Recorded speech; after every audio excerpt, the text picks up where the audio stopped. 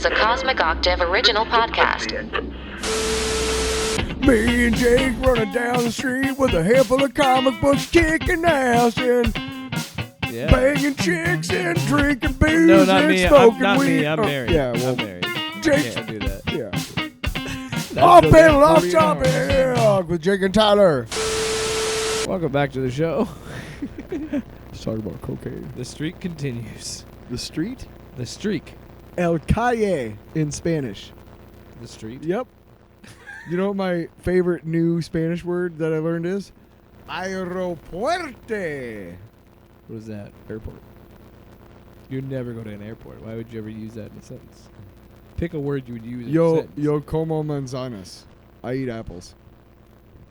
Yeah. Yo bebe agua.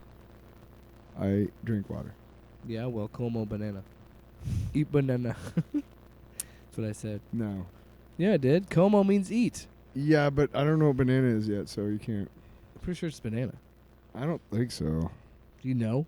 You No, don't know that I'm far not in there the book. yet. I'm not there. It's not What a are we book. even talking about? We're talking about Stuff. yeah. First off, I want to talk And about junk. I'm Tyler. Shout out to Tyler. That's him. I'm Jake. Why are you so against like telling people which one Because is they which? because that's the game. That's the fun. Who's that? Which bearded asshole is talking now? Which generic looking white guy is it? The one with the glasses? The one without him. The one with his hat on backwards, or basically the the- one with his hat on forward. Basically the difference. Excuse me, I had to burp. Thanks for not burping into the microphone. Yeah. Unlike last week when I just started the show by farting into the Bro, microphone. that was like 2 weeks ago. Really? I think so. Time is a flat surface. so fast. Oh. Surface. Well, all Let's right. try- Now let's try what? it again. Start the show Try over, it damn again. it. Try it again. Come Time is a window, and a circle is the surface. Yeah. I think we got it. Nailed it. Spotify Hey. Wheel of Playlist. There you go. Grammys, you know where to find us on YouTube. Up your butt. We got to wait for a week because tomorrow night Is the Grammys? the big Grammys. So after that, they'll be like, let's start looking for next year. And then we'll be And there. they're going to hear Scarlet Scarlet Nights, Random, Togetherness. yeah, Scarlet Cheese Knights? Whiz. What's Scarlet Knights mean? What's Cheese Whiz mean? Doesn't matter. What is time, man? So, What is time? the two things but that... a loop you and I put around our necks. Okay. So See, it's just that easy. don't know where to go from there. That's how I write music. Listen, my music is always pretty dark. So we're sorry. mostly going to be talking about The Last of Us, Episode 3, with the unnecessary Oh, backlash. the gayness. The gayness. God. And yeah. DCU stuff. We do- James Gunn announcing his Yeah, that's gonna be plans, fun. Chapter 1, Part 1, Gods You and and I, Monsters. you and I are gonna butt heads on one particular issue on that, but it'll be okay. I do look. I don't want to be overly fanboy about it. I do have concerns. I'm mostly excited. I'm excited. No, you don't. You have concerns like I have concerns if there's too much content in the MCU. That's more shit for me to It's watch. a first world problem, it is. But what I'm saying is, No, I know. well, it's just the consistency is going to bother me because I think that it might, unless we'll get there when we get there. First, let's talk about The Last of Us Episode 3, which you and I could both agree, a beautiful love story. I fucking cried so hard, dude. That ending, man, it'll rip your heart out. I did not expect to get hit like that hard. And here's something like, you know, I'm well aware and self-aware enough to know that I don't know that I'm totally comfortable with like male homosexuality. You know what I Yeah. mean? Like, and that's That's a societal thing. I think that's an okay thing to admit and to say that I have some things I need to kind of get over to, you know, whatever. When we talked about Our Flag Means Death, when it was clear that they were going to have a romantic relationship, and I told you I stopped like watching it for like a week because I had to wrap my head around whether or not I wanted to see this. Yeah. And it's not necessarily like I'm against it by any means. Of course, we're both big supporters of LGBTQ plus No, I don't know anymore, Tyler. You don't watching Our Flag Meet? No, I'm kidding. Or as Ryan Cannell says, I can't keep up with it. But that's Jeremy Griggs. I know they're the same person. Who gives a shit? They're both assholes. RK. Well, anyway, but the point is that I'm aware that I have some hang-ups that I need to kind of get over and whatnot. I watched Brokeback Mountain back when it came out and stuff, and I wasn't like completely just nonplussed by that. And I don't want to see it because I know it's a tragic It's actually ending. really the cinematography is really, really beautiful. I've heard it's a good movie. I'm just saying I know the ending. When I knew what was kind of happening around the piano, I started figuring out what was going on, and I know nothing about the game. I asked you, I texted you while I was watching it. I said, "Is that the relationship?" And you said, "No, it's a little different." I texted back like, "Oh, can't wait for the fucking trolls." No, and that is a big part of it because this is Neil Druckmann himself said that this was an opportunity to deviate from the game and tell a story differently and make this TV show feel its own, and I like that.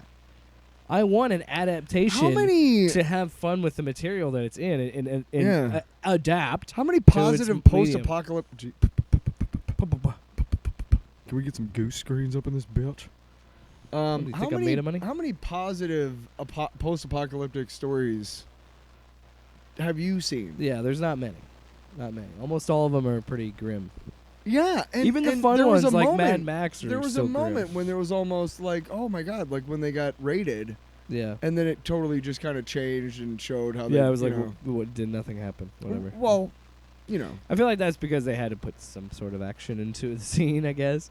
Or and that's another reason. Did that happen in the game? No, again, that's why they did it for this show, because they could not tell this story in the game. Because you would have to have Can I guess? Neil Druckmann himself who said that like you would have to have like some sort of interactivity in between because this is too long to have a controller on the table. You know what I mean? let me just ask, if I can guess, I'm willing to bet that in the game you never meet Bill and Frank. You don't do you? You do meet Frank, but Frank has hung himself. You meet him? Yeah, he hangs himself. You don't see him. You see his body, but you never actually interact with him. So you see him, you don't meet him. You need to change it around. No, you meet him. You meet his body. No, in the scene in the game is pretty heartbreaking too, because it's not really overtly gay like it is in the show. Like it's a little bit more subtle, but he says it's the scene as Joel is talking to Bill, and then you see just feet, and then you pan up and he goes, "That's Frank. He was my partner." But then you also find the letter that they find in the end of the episode is completely different than the game, because the note you find in the game was Frank writing a note to Bill saying he resented him and hated him because they never left the town and they never did anything he wanted to do, and it made Bill's paranoia was pissed Frank off and he didn't want to be with him anymore. So it was a jilted lover, which I'm glad they went this route for the show. Yeah. And that's another thing. So okay, let me also kind of is it pretty obvious in the game that they're gay lovers? He just says my partner twice. He doesn't say anything. I mean, you said at one point that it's subtle. It's subtle. You can, the way that the letter is written, it is definitely written like a jilted lover. It's written by someone that is breaking up with them. Okay, so when somebody is talking about how this was made into a gay love story and it's deviating from the game, it's not really, is it? Well, it is deviating. It's a positive gay love story versus a negative gay love story. And the other part is that we actually see the story, because in the game I'm willing to bet you didn't see Bill and Frank together at all. You just saw Frank hang himself. It seems like they're just dead bodies that kind of add some expository shit to you. And you get some stuff. Bill's section in the game is good. I like his section because yes, you do get a truck. You get some stuff. But in the game, you're actually Bill is with you for a chunk of the game where you're like fighting. Like you find another version of a clicker, which is like this big one and all this stuff. So Bill. Okay. Bill is radically changed because Bill actually again has a loving relationship with Frank versus a combative relationship with Frank. But again, I like this. I like this version because Bill is kind of just a shithead that you're like, it's a fun section of the game, but when it's all said and done, when you think of like really, in my opinion, when you think of really, really good Last of Us characters, I don't think of Bill. I think of Joel. I think of Ellie. I think of Abby. I know that's controversial. Who's Abby? Abby's a character in the second game. What the fuck? Who will most likely I don't be? even know. She'll most likely be in the second season. Yeah. Because they're probably just gonna do a 1-to-1. But look, most people enjoyed it. Most people cried. I cried. I bawled. I mean, when it was so beautiful. when he says, It was "I'm so, old," that whole scene. I'm satisfied. That whole scene when okay,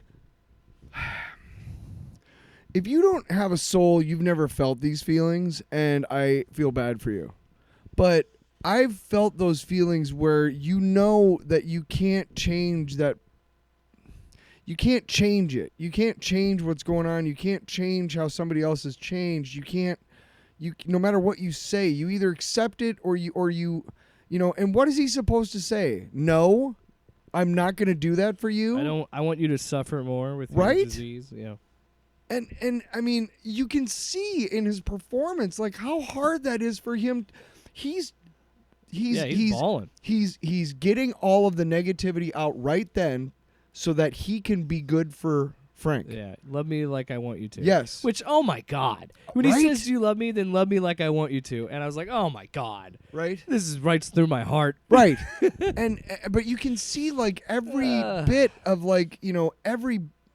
every nuanced look between the two of them, the shared just The reason here's here's I mean, Tyler. if it doesn't break your heart, you're fucking soulless. Tyler, the reason I love it is while people are going to accuse it of being this sidetracking story of just to push an agenda of a gay love story, it is perfectly in line with the themes of the game and the themes of the show. The theme of the show is finding hope and caring for someone above yourself in the time of this. Yes. With everything is shit, caring for someone gives you purpose. Being with someone gives you a reason to survive. Mm-hmm. That is what that story was. That was a beautiful description of that story, and they made a decision that was courageous. They made a decision, like we've said, a positive story about the apocalypse. Yeah. These two men got to love Which each is other, nice care for change. each other, and die together. Thanks for showing me I haven't seen something I haven't seen before. By the way, now it's clear in the show that both men are gay. Okay. It's not one because Bill is clearly gay in the show, and it's not like Frank's like, well, I'll just be gay to stay here, right? Yeah. I think we can agree that they're both actually gay men. They're not making a choice because of the circumstances, right? We Yeah. can agree on that, right? I will say In props. the game, it's probably more likely that it was circumstantial sexual activity because Yeah. they're the only two people around. So this is the question I have to ask you before we get into the clips. Sure. How long do you think Ryan and Jeremy are Frank and Bill in that little town? How long do you think it takes before they start doing each other? Hey, now that's a stereotype. No, it's not. Is it? Do you think this is projection? The way that he acts about this? I'm I not. think, I'm not saying But that either. I'm saying that circumstances, can make people do things Well, that that's they what I was maybe saying. It's wouldn't the normally do. apocalypse. You're not going to be a little gay in the apocalypse. I mean, come on. But people this is just want different. to just want a place in to the be. TV in the TV show. Like It's like clear, Cheers. They just want to know everybody knows their name. in the TV show. It's clear that both men are gay before they meet. Like it's not like they. And in the game, it's more likely. It seems more likely that they had that they were like two men in prison. In my looking defense, for solace and comfort. I like how awkward it is. Because Yeah. when you first If kiss Jeremy and Ryan someone- started going to town on each other, I wouldn't be mad or disappointed in them. and props to them again because the sex scene was awkward. Oh God! Because again, they're just feeling each other out. They're trying to see what they're into. It's never they were feeling each other out. it's never smooth your first time. No. It's never good, right? He's like, you need to take a shower. Did you hear what I said? What? This isn't good the first time, right? All right, so some people are idiots, and they were against this episode. Now, I want to be clear. Jeremy, multiple times, much like Andor, will say that he thought this episode was good, but yet will I make heard three videos bitching about it. So here's clip number 1. Excuse me. Jeremy Griggs, Geeks and Game. I burped away from the mic, did I not?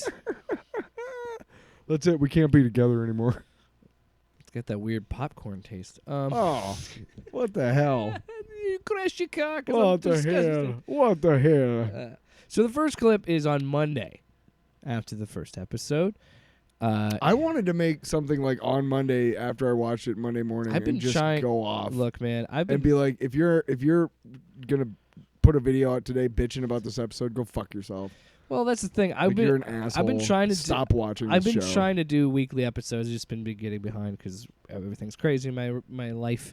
But anyway, this first episode or this first video is called "The Last of Us," Episode 3. Everything is gay. So great title. So and it's not to say that Jeremy and Ryan don't have the wherewithal or the willpower to just masturbate. Like, hey, you know what? I don't really want to do this, so let's have like a masturbation time where we go away from each other. Staring at each other? No, they go away from each other, and they don't disturb each other, so they can get their nuts off. Absolute peace and quiet. No, but there's plenty of houses. Like, I'm gonna go to that house. The headline, we're gonna say, "Oh, Jeremy's just intimidated by gay characters," yada yada yada. It's so stupid because these people don't have a working brain because they think that everything is something to be fake offended over. Every single thing that somebody has, every opinion, whatever. But now you see the mainstream using this episode. And now this is a victory for all gamers, ladies and gentlemen. Now, Bill and Frank being hinted at, or Bill being hinted at as being a gay character in the original Last of Us, that didn't save lives. But this episode, this is the most important episode in the history of humanity, ladies and gentlemen. You see NBC News right here. HBO's The Last of Us adaptation is a milestone for LGBTQ gamers. Where's this story of The Last of Us? And you have this random thing that was hinted at in the original Last of Us, a relationship between a man and a woman. Would you have gotten a full episode out of that? No, because it doesn't complement the story at all. That's why so many people are frustrated. No, it's because they're homophobic. Neil Cuckman continuing to push his bullshit agenda. Now, it gets better for The Last of Us. Yeah, this guy was going to get better if you just stop watching the show, man. Yeah, what was he talking about, a man and a woman? He's trying to say that if there was a man and a woman relationship, like that was portrayed in this, that was Bill and Frank's story, but as a traditionally straight relationship. Sure. Would he get a whole episode like Bill and Frank did because they're a gay couple? That's pretty much what he's saying. Been there. We've seen that story before. Yeah, I kind of hate to say it, but how many times? Been there, done that. People also, let's look at it this way too. If you change it so that it's a man and a woman on either side of the argument, and we're talking either it's a woman in the hole or a man in the hole. And vice versa. In a traditional, straight relationship. Either way, it causes a little bit of cringiness no matter what when they end up getting together because in our society, we don't live in a post-apocalyptic society, but in our society, there's a lot of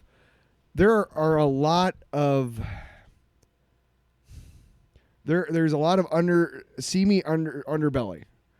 And there are a lot of people who are willing to do things that they wouldn't normally do to get ahead.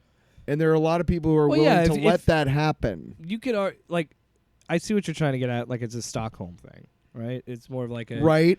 One of them is captured and they're doing this so or an example of a woman working in a company where she feels like she cannot advance unless she gives in to whatever. So my thing is that this is why it wasn't a traditional love story, a man and a woman, because it would have created so many issues that it would have taken almost 2 episodes to get through it all. Yeah. Well, and this is heartfelt. It's easy to understand right off the bat. There's no... I hate to say it, but because it's 2 men, the possibility for sexual violence is down. Yeah. I guess. I don't know what I'm saying. Am I... Does that make sense? You don't need to defend it at all. No, I'm saying that's why it wouldn't have I understand where you're coming from. Or wouldn't have been as compelling with a man-woman. I understand what you're trying to do. Okay. But you don't need to because this guy's a fucking moron. Well, I know that. And he does it later in our third clip. He makes a third video because the director of this episode is gay and admitted it. And admitted that it was a way to trick the audience to show that he admitted that he was gay. No, he admitted that he tricked the audience. He admitted that he made when they were making this adaptation, they talked about this episode. He admitted he wanted to trick the audience into watching this to show that it's just like a straight relationship. We'll talk to that in the next clip. Hang on. That doesn't really make any sense that he's tricking. I mean, he's making an episode of a TV show with the full support of like the crew and everything. He's not Clearly, this episode shows that people still can't handle this shit. Well, no, I know. I mean, I mean, don't be nitpicky. I'm reading too much into it. Yes, come on. Here's clip number 2.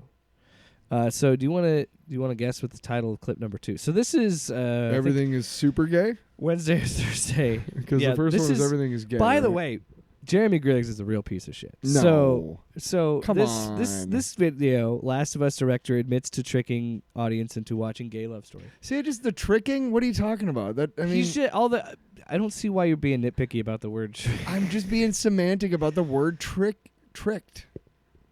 I understand why you're saying that because that verbiage gives leeway for this dipshit to make a video about also, it. yeah, it's clickbait. Yeah, a little bit. But and either way, it's stupid. So this clip again, all this director was what's doing. It called? All this director was. Last of Us director admits to tricking audience into watching a gay love story. That's the title? Yeah. Where's the snappy title, asshole? But admits is in all caps, so you know it's real. It's real legit. It's like serious shit. But yeah, all the guy was saying was like, I wanted to show that a gay love story is the same as a straight love story. It's all the same. Love is a universal thing. It doesn't, apply to one sexuality. It doesn't apply to one group of people or one couple or whatever. So, listen, Jeremy, just because I didn't pop a boner during this episode doesn't mean that it's wrong, guys. Jeremy's taking a victory lap, Tyler. It seems like a lot of homophobes seem like that. Well, I didn't get sexually aroused, so it's wrong. I'm just saying it takes away from the story and it doesn't have anything it's bad writing. Again, I pointed out the themes. What are the themes of The Last of Us? It is caring for someone else and caring about something more important than yourself in a world that is shit. It's giving you hope. It's giving you a purpose. That is what the show has been about, and that is what that episode was. He literally says at the end of the episode, "You were my purpose." Yeah. Last of Us director Peter Hoare said he wanted to trick his audience into watching a gay love story in an episode of HBO Max's new apocalyptic drama.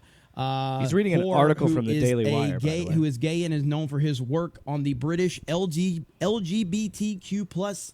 Sorry to put the plus in there. LGBT so funny. Plus, I can't He's fucking keep up funny. With it this guy.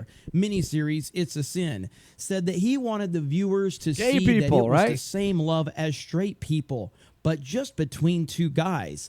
Notice that this has nothing to do with actually trying to tell the story that complements the overall story. No, it's about this centrally focused agenda that this director is wanting to put into it. It's a story about love. I don't know about you, but this is only the 3rd episode, and already I know so much more about this world around the two main characters. And not only that, but it's a way to bring you into that world, and almost in a nice way. The first 2 episodes are very abrupt, very, hey, here the fuck we are. Rattles your cage. And obviously the 3rd one, Slows there's some stuff at the beginning and the 3rd one, whatever, but mostly it's just that love story, and it's like, well, yeah, it immersed me more into the world than I ever thought I could be. And knowing that those 2 people existed in that world, even though they're gone, I want to be in this world more. I know why you experienced that, because episode 3 story is the most universal story. Yeah. Because Joel and Ellie, they haven't gotten there yet, but by the end of it, it's going to be a father-daughter, like an adoptive daughter, father-daughter love. And we're not seeing that, so you don't, like, somebody that doesn't have kids doesn't necessarily feel that perspective. They can empathize with it and everything, but you have been in a relationship where you've been in love with someone, and you shared your life with someone, so you know how that feels. So you know, in that moment of pure joy, like that little giggle he lets out when he eats the strawberry, like you've had moments where you've giggled with someone you love like that. You know what I mean? And the acting by Nick Offerman, and then the joke about not Murray fucking Bartlett. Not fucking on the strawberries. That was funny. Yeah, not on the strawberries. Both of them were just spot on, man. Like they exhibited such such a depth of character and like, I mean, they were real people. We got to know them for what, like 50 minutes, maybe 55 minutes. Yes. Yeah. And I mean, that's it. And like, by the end of it, I was devastated that I wasn't going to see them again. Yeah. And when they come in the house and there's like flies on the food and stuff. Of a good story and the mark of good writing and good acting and good filmmaking and the pan up shot on the fucking window with the music in the background is so good. So good. Hey, but let's make one last clip. One second. That was not the bedroom from where they were at. Was that what you were thinking? No, and here's how I know this. I know it's a different window, but because he was on the first floor knocking on the door to their room, and that room at the end of the episode was clearly from the second floor. So I was thinking that they were going to pull back and show them embracing like dead and like desiccated and shit. But they did. That would have been really sad. Yeah, I don't think it would have been necessary. But the point is I mean, that's how you flesh out characters. Truly, you flesh them out and make them characters that you care about. And I guess they just don't. I guess these assholes of RK Outpost just don't want characters that they care about, or they're incapable of caring about homosexual characters. Well, it's funny because they go from hating on it before it comes out because they're pissed they race swapped Sarah. Who's Sarah? Sarah was Joel's daughter in the beginning that dies, gets shot. Mm. She was white in the game. Oh. So they bitch about that. Why? Because they hate race swap. The They hate race swapping in any kind, Tyler. For like 5 minutes. Any kind. I don't know. But they made videos. Know. They do this every time. So they made videos hating on it, and then people like it, and then they happen to like it, so then they like it, and then they wait for episode 3 to happen, and then they start hating again. Even though he says I like the episode, he makes 3 videos talking negatively. They didn't about give it. a shit when Electro was played by a black man. Here's the 3rd video. Did they? So I guess they don't hate. I don't think they were online. I don't think they were on YouTube yet. To be honest. Thank God. Why did you let them on YouTube? You fucking dickheads. Get it together, Google. Fucking dickheads. So the 3rd video he made was about the failure of. I keep burping, man. I don't know what's wrong. What the fuck? I think I'm losing my mind. Gassy. Gassy as hell. Gassy love.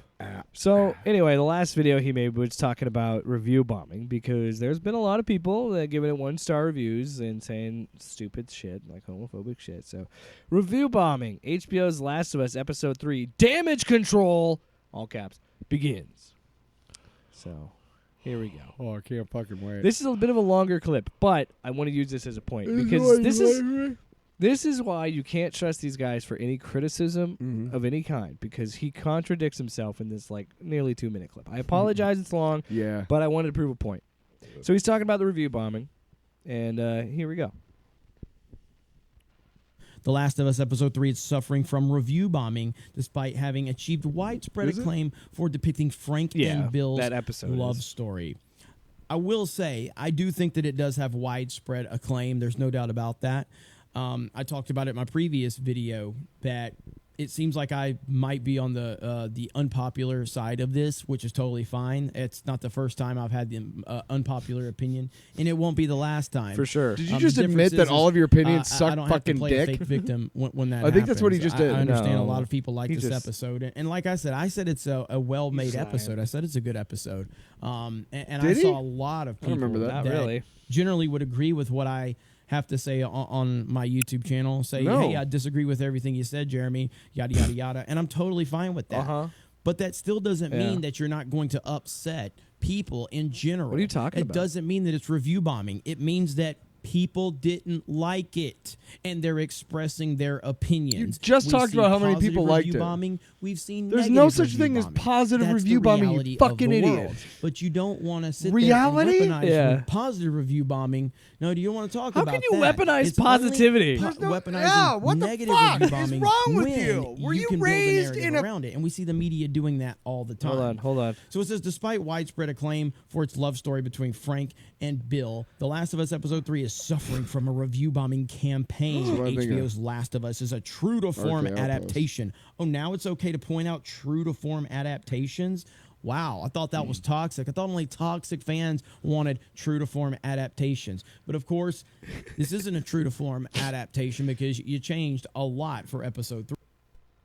That cut him off. Where did he No, but my point is why did I play that long one? Because at the beginning, he just kind of went from because because of the beginning he says people think I have bad opinions. I have bad opinions. I'm a little bitch about it, and then proceeds to whine when it's like, oh, it's okay to complain when you want things to be true to an adaptation now. Dude, I thought that was toxic, bro. You just played victim.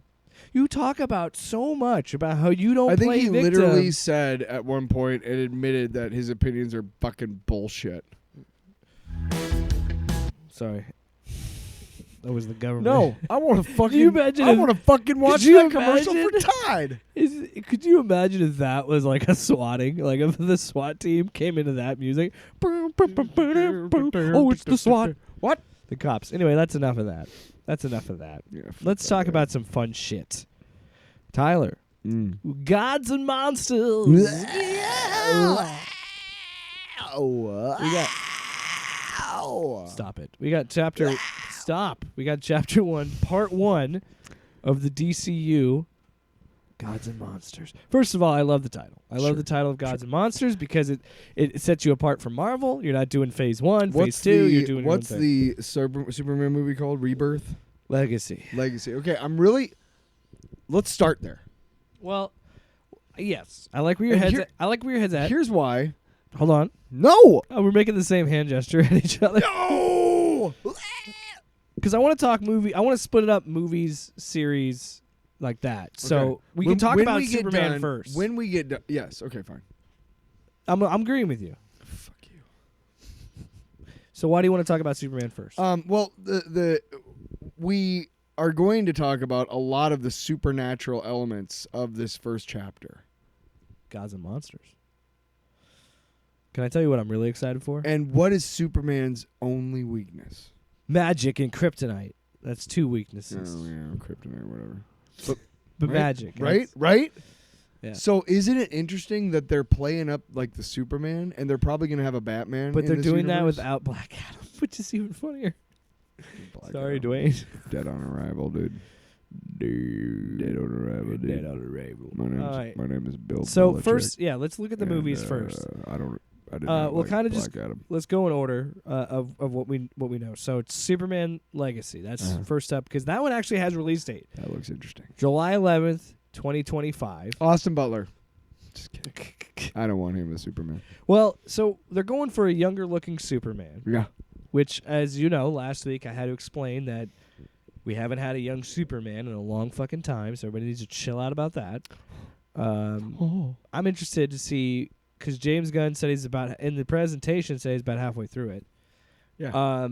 He's been coy about if he's directing or not. He hasn't outright said he isn't, but he also hasn't outright said he is. I don't know. The only thing that I'm really worried about, and I'm not too worried about it because I saw what he did with Suicide Squad and Peacemaker, and those were clearly 2 passion projects. And he seems like he's really invested in the Superman one. Right. I'm just worried that he becomes too invested and it derails the whole thing. Because this is the start of it. This is the beginning of the whole thing. Fingers crossed. Hey, when he was making the Suicide Squad, they did offer him Superman, and he considered doing a Superman movie. But I think he was still confused, wasn't sure what they were doing with the DCEU and what was going on. Well, no, clearly, right. He wasn't sure what they were doing with it. And he didn't want to jump on that ship, and that's fine. But he did sign the deal, the development deal, after he was done with Guardians, that he was going to go back to DCU or whatever. And then, of course, all that stuff happened where he became basically the head of Kevin Feige's counterpart over there. Yeah.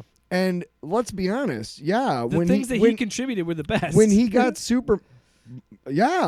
when he got Superman and he was like, I don't know. He didn't know. He didn't know if he wanted a corner in that. Yeah. Then he got all of that. And they were like, hey, well, you can do whatever the fuck you want. And then he was like, I want to do Superman Yeah. because it's going to be, this Superman will be a corner of my stuff. Well, it gives me hope though because So I'm excited. He must have come up with some sort of like overarching grand plan. Well, it's and it better fucking come out. It better end in Darkseid and the anti-life principle. No. Fuck you. Fuck Darkseid. Go Brainiac. Have some fun. Yeah. Let's see Brainiac. I've never seen Brainiac. I want that. He's in my never been a life. live action.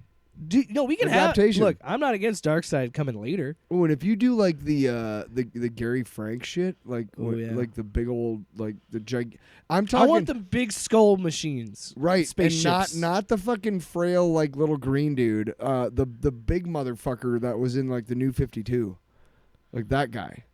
He was a brawler, man.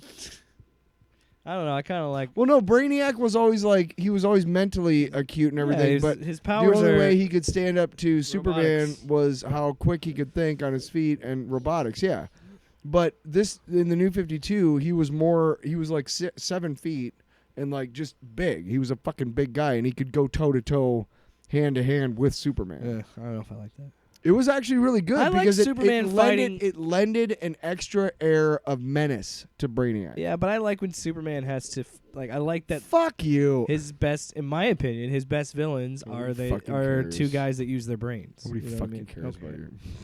I'll just stop talking. We're so bad. Just fucking turn the I'm just podcast off, dude. I just got to deal with your fucking negativity. I'm just kidding, bro. Turn it off. Oh, did you? Yep. It's over. Come on, man.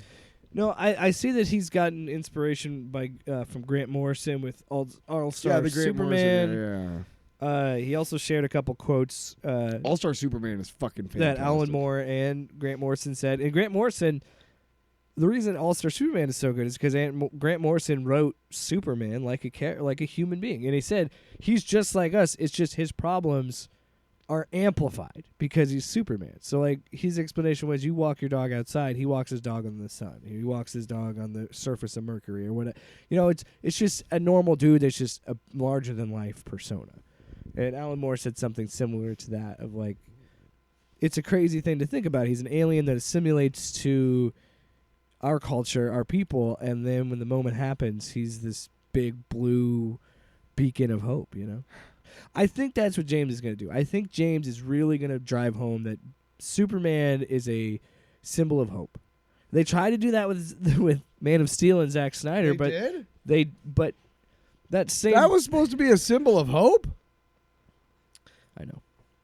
Brooding Superman. With all the muted fucking colors, man? What are you... So, the next movie, what are you not the next movie, adjust but the fucking grayscale a little bit. Since we're in the movies. Jesus. Hey, you remember when they released the Snyderverse cut of Justice League, and then they did the black and white version? Guess what?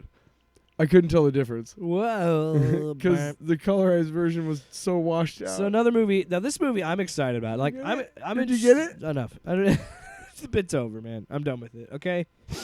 Why don't you take that bit, shove it up your ass, and go back to the show? Supergirl. There's a lot of love between us. Supergirl, Woman of Tomorrow. I can't wait to see that. That's gonna be awesome. Hey, who's the fuckface who was going off on Tom King? Eric July. Why? Because he hates Tom King. Why? Because why do you have a problem with Tom King? he made some videos about it. Because Tom King outed one of these artists that work with like Comicsgate people, and then there's a whole thing and whatever. It was like 2 years ago. I don't care. Mm. What are you doing over there? Mm. He's picking your teeth in the middle of the show? Why don't you shut the hell up? Don't worry about what I'm doing. Supergirl, Woman of Tomorrow. I can't wait for that. Says they're just taking Tom King's story and fully adapting that to a movie, which Sounds is good. which is interesting. It's good that Supergirl finally gets some shine, other than the Supergirl movie that came out in the 80s that I heard was very, very bad. Yeah, not good. You never seen it? No. I've heard it was so bad that You're so not missing out. it was so bad that Warner Brothers was like scared off of having women leads for a while. Just women. What? It's gonna fall off your lap there. What? The little. I don't care. Okay. You think I care? But no, I'm really excited about that one just because it's a chance to see. We've never got to see Supergirl on a big screen. So that's problem with the Supergirl movie is it was the Salkins, and I think they were the ones who started the Superman thing. I think, and they were the ones who wouldn't give Donner like final cut on the original Superman movie. Or the second one, or the second. Well, maybe it was the second one, and that's why he left. And that's why he left the franchise. And that's why there's a Donner cut. But that's why there's the Ilya Salkin, I can't remember. But they made this movie, and it's Faye Dunaway and Helen Slater. And I think, is Gene Hackman in it? I can't remember. But it's not good because it's the special effects are, I mean, not like the ones in Superman hold up that great, but they do, to a degree. You got to suspend your disbelief. But the ones in Supergirl, you're like, So yeah, I'm excited. Also, why can't it be Superwoman already, man? Yeah, come on. Goddamn, it's the 2020s. Oh. Where's the glass? Why do we still have a glass ceiling? You know what I want to make? I want to make a character that's like ceiling? super like redneck, but he's like super like women's lib. You know what I mean? All sex is violence, man. All right. All right. Yeah, that's on TikTok. There's Is there? Yeah, there's a couple. Oh, fuck you guys. All right. Next up, Batman's new movie. It's going to be called The Brave and the Bold, and Damian Wayne is going to be the Robin. So is this the Matt Reeves? No, that's Elseworlds. See, this is what I don't. I could care less about Batman's kid. I don't give a fuck. See. Look, that is some of the biggest contention. Stop it,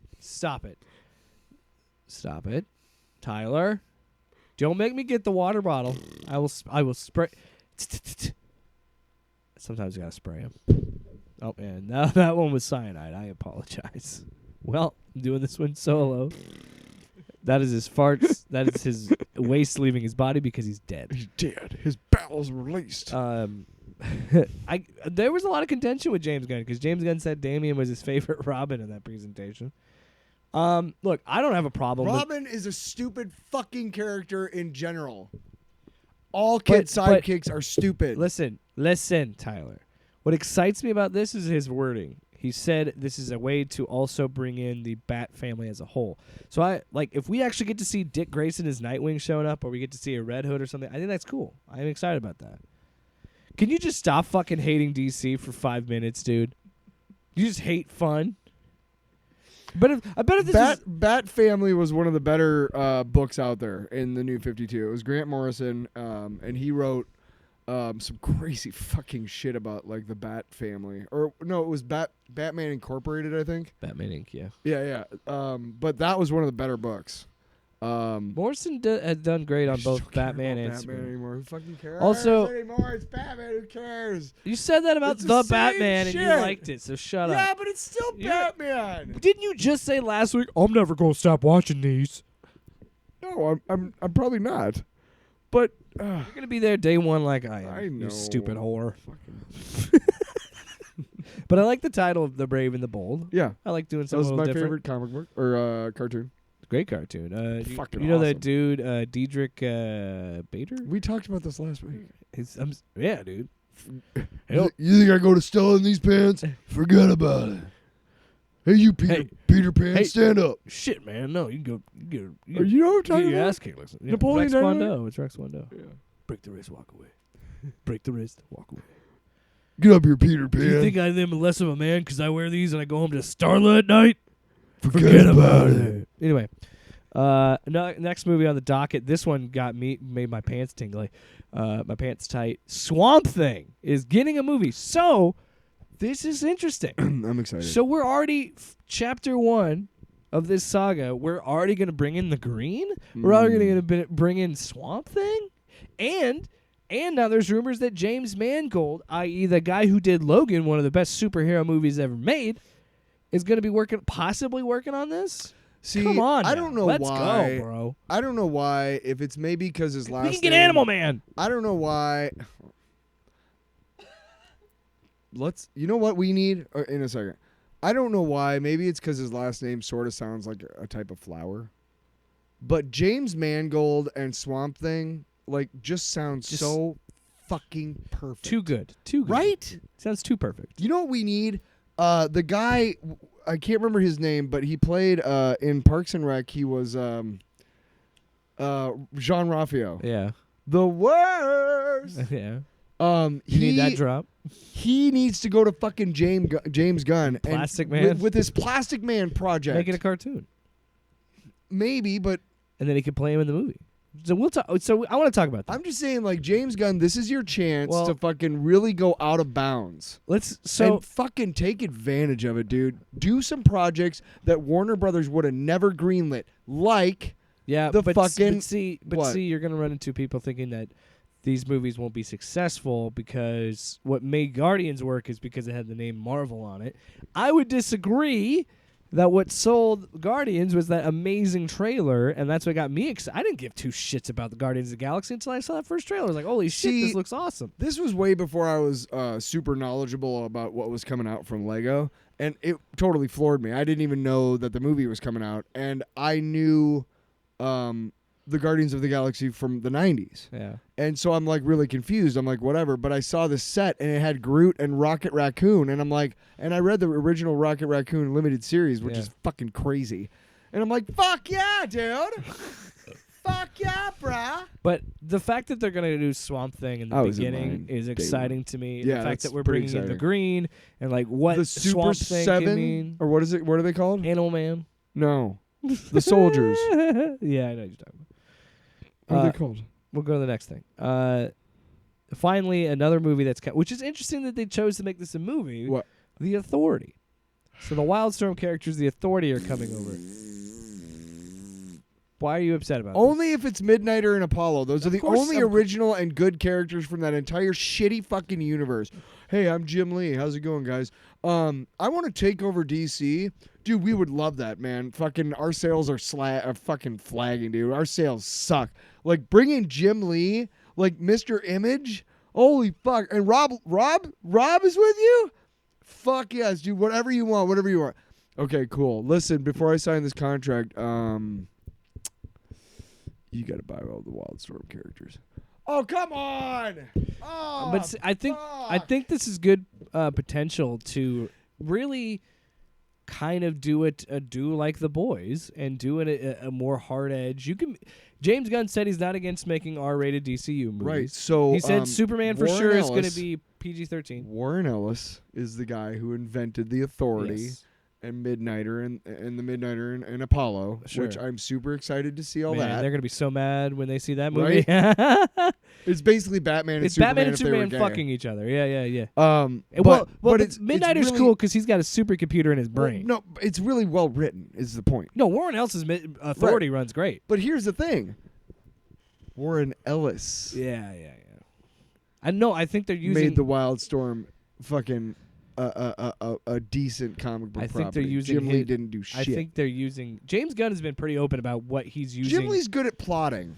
Well, yeah, but I think he's doing the Warren Ellis stuff because he's shown pictures from that run, and like That's James Gunn awesome. has been pretty open about. And this is what I love about what he's doing, and it's smart. It's so fucking smart, and this is why DC got him. Is he constantly promotes the comics, and he says these are the stories we are adapting. These are the stories we're telling. So read these comic books, and I it's already read them. and somebody made a joke about it. Already read all of them. It's like, Jim Lee, what were you doing all these years? James Gunn's doing your job for you, pushing people to the publishing part of the company, being like, yeah, these are the comic books we're working on. They sold out fucking 3 or 4 books already. Yes, but no. I mean, like that's if I'm Jim Lee or Rob Liefeld, or you know, and those are the two guys we're singling out because Todd has done his thing with Spawn and Eric has done his thing with Savage Dragon, and they're still doing it. They're some of the longest singular,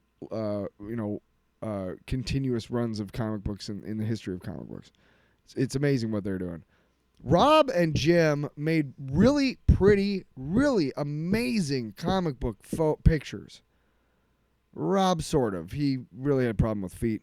But they made really pretty pictures, really good looking, like kinetic. There was kinetic energy in these pictures, and you were like, wow, they popped They're off the quick page. to read, and you're like, But put a fucking goddamn pencil in their hand and get them to write a story. Good fucking luck, dude. Dude, Youngblood #1 came out, and it was like, oh my God, there's deluxe trading cards and exclusive blah blah fucking gatefold fucking 13 different covers and fucking jerk off all over the place. You know how long it took Youngblood #2 to come out? Like 8 months. Because he had no idea what he was doing. Yeah. And they went through a publisher that had no distribution. He just knows how to make a cool looking book. He needs a writer. and like I texted you, that is my analogy for the Rippaverse. All those fucking cards. Okay? When you read those cards to me, all I could think about was the first 18 issues of anything Image related except for maybe Savage Dragon and Spawn. Maybe. I think you're thinking the rest of it was all shit. Of old Image. Not the new Image is much different. I understand that. I'm talking about the original Image the original guys, Image in the 90s. The Top Cow and all that fucking bullshit. Actually, Mark Silvestri was great. I think the Authority is my least anticipated of the movies. I don't know much about it, but I know it's going to be good. I love Batman, so I'm going to watch any Batman movie. I'm excited for Batman: The Brave and the Bold. I'm just excited that but to me, it's exciting that we finally get a Batman and Robin movie that is has a little bit more serious tone to it. That isn't going to be overly campy or whatever. What about Batman? Matt Reeves' Batman got a sequel. October 3rd, 2025. Yeah, got a drop date. Do we know who the villain's going to be? No, I don't care. Which is good. I want to find out. Be. Let's go to the series. I do want to find out. Let's go to the series. Also, the Joker 2 is also considered Elseworlds. Yes. Which I love that they're calling that Elseworlds. Yeah. Just going back to the publishing. But so then we got more news. True Detective style, space cop procedural, lanterns, and I was like, finally we get some clarity. Tight pants. Woo boy. We get a Green Lantern cop show. I felt like my penis was being suffocated. When we started this show, the first 2 books. Do you hear what I just said? Yeah, I know what you said. First 2 books, the only books. We need to get back to reviewing books. But Green Lantern, Earth 1. We said, why? And look, did you notice the imagery he used in that? It was Earth 2. No, Earth 1 is the name of the comic line that we were What the fuck? Listen, the imagery that he used was from those books. I thought he was talking about the newer series with. Look at he talks. Grant Morrison. Yeah, that also is an allusion to it. But when you look at the pictures, it's the Yellow Lantern, Jon Stewart, and Hal Jordan from the Earth 1 Green Lantern books, which is exciting to me because that was one of the most interesting Green Lantern stories I've read in years. How they did that. I love Green Lantern, but he's kind of a shitty character, and that Earth 1 story made him cool to me again. And a decent character. They found a way to make him kind of a stupid character. They found a way to make him special without making the ring choose him. They found a way to make him have that ring. Anybody could get it, but he's good with it. He excels with it because I love that story, and we might get that. But regardless, Lethal Weapons, Lantern style show, I'm into it. Yeah, it's a show. Yes, it's a series. And I've been wanting that. We've been talking about it. And seriously, make this fucking show already. It's just like The Flash. We've been talking about it for years. Also, confirmation in that presentation that The Flash will completely reset everything. So, who fucking knows with Ezra Miller? I'm still pissed about that. This one's very interesting. Animated show, Creature Commandos. James Gunn's written every episode. I love it. Why not have fun with Why are you doing that? Have fun with an animated show. I'm doing what your baby does. Why are you doing that? You think about it. It's the Suicide Squad with monsters. I read the exactly. It's fun. You don't want to see fucking Frankenstein? No, but Wolfman? you just said it. It's a Suicide Squad with monsters. Why are you Who cares? retreading? It's a cartoon. Why are you retreading? Because he's good at it. What is James? Are you really good at it? James Gunn. Or are you just fucking running out of ideas? James Gunn is good at ensemble writing. You know that. You're good at ensemble. So stop it. But this is where he mentions that there. Get your ensemble. This is what concerns me, because this is where he mentions that they want to keep games, animation, movies, TV. It's all connected. Same actors. That's great in concept, but I don't understand how they're going to execute that. Of having, yes, you can get the same actors come in the booth and do voiceover work. Sure, he's got to have a solution for all that. Had to have come to him while he was working, while he was helping make the 2 Avengers movies. Because there was only one shot where every single person is actually there, and it was the pan at Tony's funeral. That was the only one, and it's been remarked how ridiculous. Like the logistics were of getting that put together at that right time. How many characters? I mean, how many were on screen? Actors and shit that they had to schedule and all that. He must have gotten some sort of idea to like fix all that. Yeah, maybe there's got to be a way that he came up with some sort of. We don't know. Maybe these movies and shows are all planned out, and yeah, maybe they're like, "You come in this day. We'll shoot. Stop it.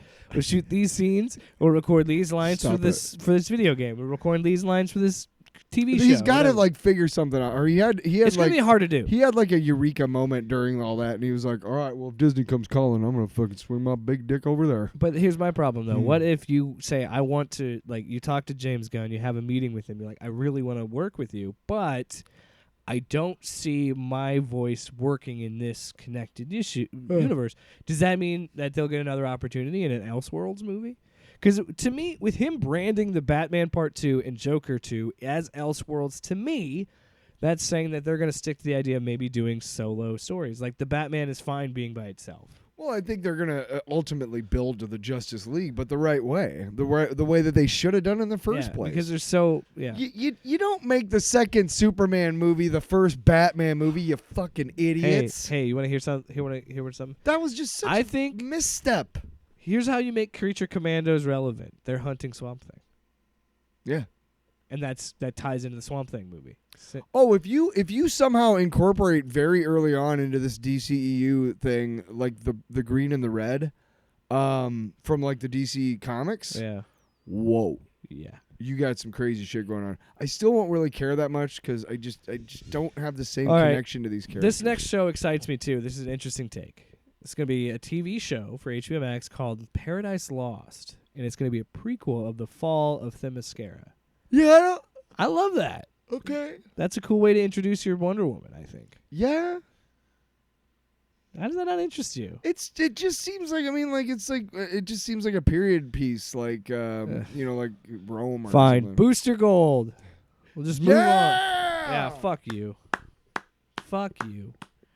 Awesome, dude. You're gonna just disregard one of the Trinity members just like that, and then you're just gonna. I'm sorry. Is Wonder Woman a part of this project? Oh no, it's a prequel. So she's probably she's in it. Oh, she is. They never said, but yeah, she's not in it. Why would you do a theme? She's not in it. Yes, it is because it's a young. What's Hippolyta?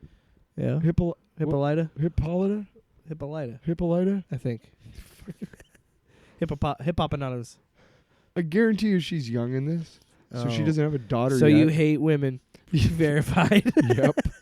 You got it. Moving on. No, I'm just saying. No, we're moving on. If you're making like a drama that is like from a certain age of time, and you're going all in, like that's fine. But it's the same thing with Shazam: Fury of the Gods. Yeah, it's connected to the DC universe, but how the fuck is it going to further it for me? It's not. So I don't give a fuck. You are such a Marvel shill, dude. Oh, I'm going to be overly critical of everything DC does. I mean, Booster Gold is going to be great as long as I can't even talk, you asshole. No, I'm excited. I'm excited for Booster Gold. Well, okay, so you and I talked about this. I'm cool with Chris Pratt. I don't care. But no, we talked about you and I talked about I prefer Booster Gold and the Ted Kord Blue Beetle. But they're moving forward with the Jaime Garcia. Or is it Garcia, right? Yeah.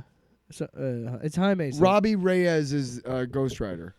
Jaime Garcia is the new Blue Beetle, and he's more of which will be connected somehow. That's more of a mystic amulet and stuff and whatnot. And Ted Kord was basically like a ripoff of Batman, basically. Who's to say Ted Kord won't be in the Blue Beetle? We don't know. I'm saying it would be great if they end up having the two, the new Blue Beetle and the Booster Gold show up, but I'd like some flashbacks to Ted Kord Blue Beetle because it'd be fun. Yeah, and you should get the guy who did. I'm just saying, if you wanted to get Vigilante, if you were to put Chris Pratt in a DC project, you can't go wrong with Booster Gold. Probably not. He's a loser from the future that is a superhero now because he stole tech from the future and came back to the past where he could be somebody. Come on. Chris Pratt could fill that role. Aren't you just amazing? Aren't you just amazing, Tyler? Yeah, 'cause I am. Lastly, This one I could care less. God. This one I'm not as excited about. Waller? No? Tyler shakes his head no. Yeah. I really love that you're shaking your head no on an audio podcast. It's it's really good.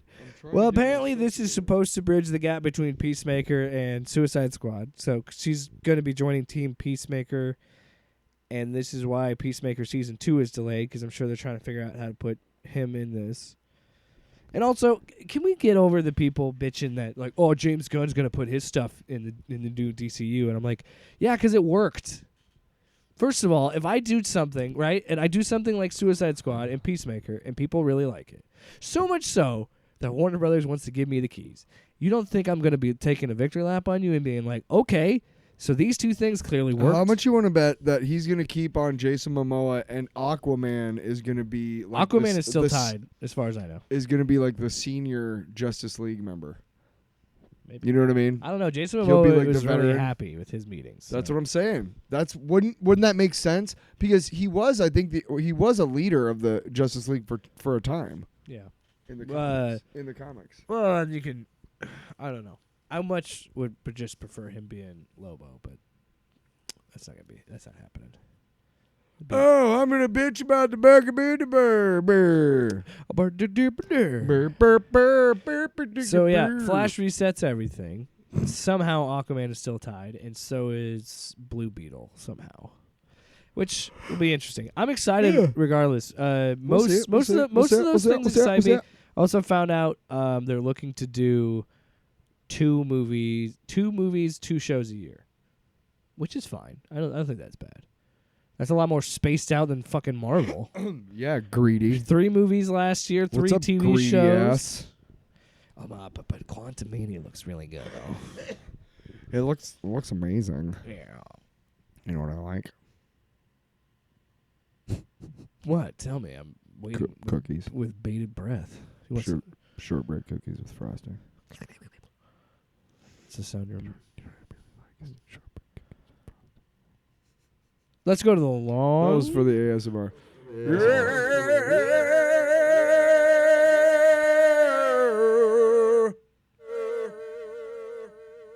Box.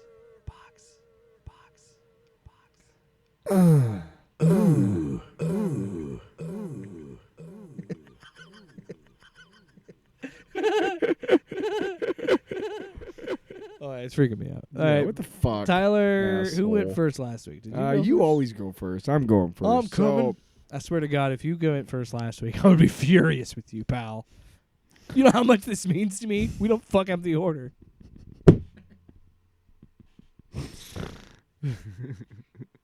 Fucking bullshit. as a musician, I'm fully aware of like Elvis Presley and his debt to the debt that we owe him, like for a lot of stuff. I'm also aware of the controversy. I'm also aware of the fact that he basically stole Black Americans' music for his own. What are you doing? Fuck you. I'm sorry. It's a serious moment. I'm sorry. Yeah. But Baz Luhrmann came out with a movie called Elvis, and I'm not a huge Baz Luhrmann fan. I think he's more style than substance in a lot of ways. A lot of pretty colors, a lot of Like a flashing sing-songy lights. Michael Bay. Kind of. And he's obnoxious as fuck. If you've ever listened to any of his... Oh, sorry, my mic cord came out for a second. Scary. Put it back in your pants there, buddy. That's not what I call my You wiener. ever seen a DVD, or have you ever heard a DVD like commentary track? He's pretty full of himself, and there's not a lot of people around him. I don't think they'll go, hey, you want to bring Tone it down a bit? bit. Because you're not. Have you seen your hair? I did not. Have you seen your fucking haircut? You think that's avant-garde or some shit?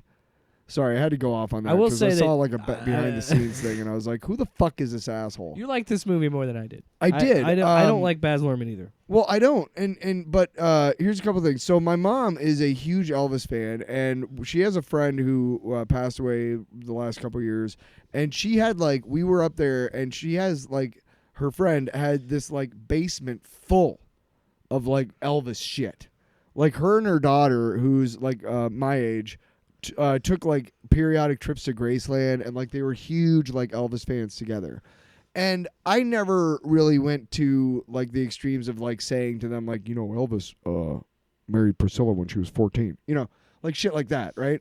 You don't want to burst somebody's bubble. And so, I'm like, okay, let's see this movie. I had no idea what to expect. I knew Baz Luhrmann, and I knew that there was acclaim for the guy's performance and that it was about Elvis. And about what I knew, most of what I knew about Elvis from growing up with Elvis, basically. He was my twin brother. So, we're watching the movie. So I brought my smart TV out because Mom doesn't have one. She refuses to get one. She's like, I don't want one. So I brought it out, and we watched HBO Max, and we watched Elvis.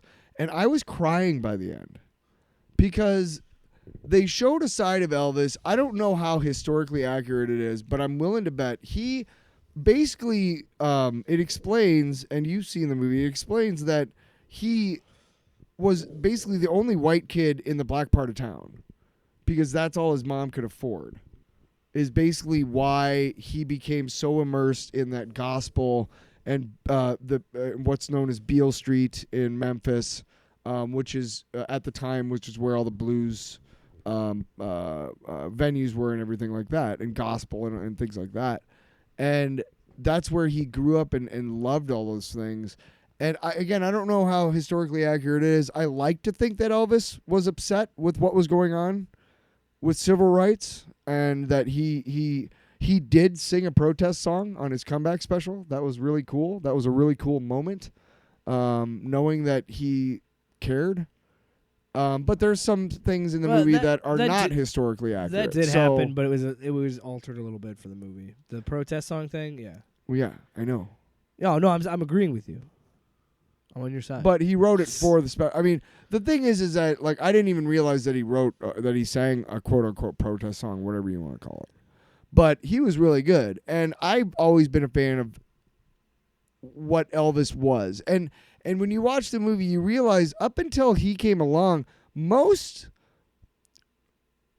entertainers, because there were no rock and roll stars or any, there wasn't country, there weren't any, barely they were stars, because you didn't have the reach. But they basically got up there and sat behind their instruments and played and sang, and then they got off. And the people didn't get out of their seats. And then Elvis came along, and he's all shaking and jiving and doing all this crazy shit and making all the people like jump out of their seats. Yeah. And it's a show. He's making it theatrical. Every entertainer that came after Elvis has got to owe a debt to Elvis just simply based on that. Was Chuck Berry before Elvis? Elvis brought it mainstream. Because Chuck Berry did shit like that too. With like Johnny Be Good and shit. You and I have already talked about it. He even got that phone call from his cousin too. I started this whole thing talking about how the controversy is how basically Elvis basically stole a lot of black Americans' music and moves and everything else. Chuck Berry may very well have been before Elvis. I don't know.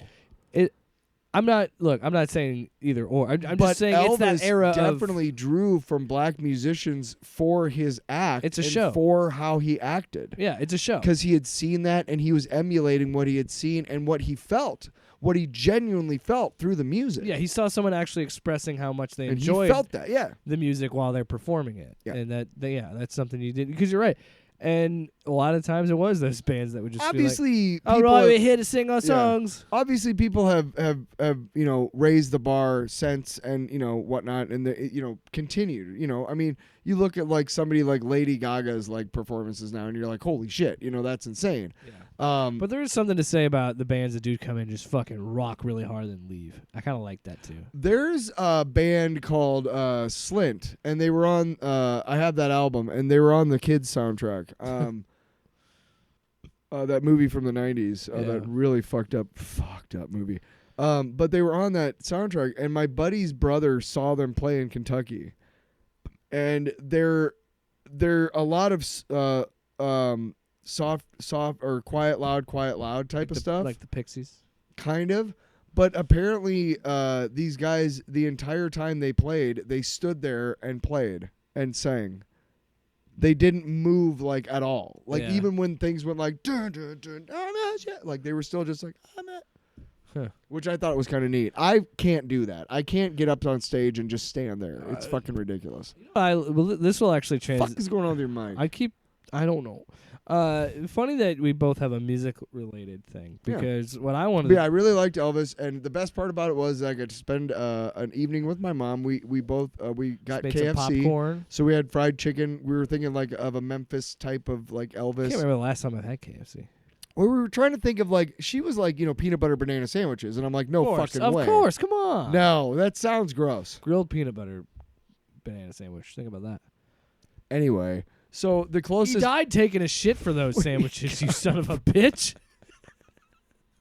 we compromised and got fried chicken, which is kind of a southern Memphis dish. Is it from? No, it's not really. Sorry. Yeah, from KFC. Memphis chicken from a Kentucky Fried Chicken. They're breaking laws here. There's man. people in Tennessee like we're gonna fucking come after you with pitchforks, motherfucker. You don't speak for us. But I would love to go. I did add something to my bucket list. I would love to go to Beale Street in Memphis someday. Oh yeah. Yeah, that's Would it's still well known as like the home of like the blues. I want to go to Prince's place. That would be when we go this fall, we should make that part of it. That's expensive. Go to Paisley. What? Is it? To go to Prince's house? Yeah. It's a museum, right? Yeah. So why is it expensive? Oh, because I want to record in the studio. Because there's a tier where you can record something in his personal studio. See, now you're interested. We'll talk about it off the air. So speaking of music, mine is tied to music as well. I found this video game. So go ahead. Oh, Jesus fucking Christ. There it is. Is this where you're going to have a smoke? Oh, wow. Just leave the shawl. Anyway, there's this game called Hi-Fi Rush that came out on Xbox Game Pass. And this is one thing, shout out to Microsoft. I feel more obligated if I want to play the new Spider-Man game and the new Wolverine game to buy a PS5, whereas I don't feel obligated with the Xbox because I have Game Pass, I have xCloud. So with the power of xCloud and game streaming, Power of xCloud! I'm able to play Hi-Fi Rush, a Xbox Series X game. Hi-Fi Rush!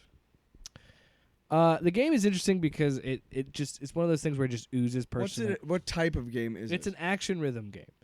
So when you fight, you hit on beat. So if you can figure out the beat of the song that's playing while you're fighting, you can hit to the rhythm of the song, and it's a game I think you'd be really good at, Tyler. I think I would like it. It's a fun game, and it has... Is there a mobile version? No. Sorry.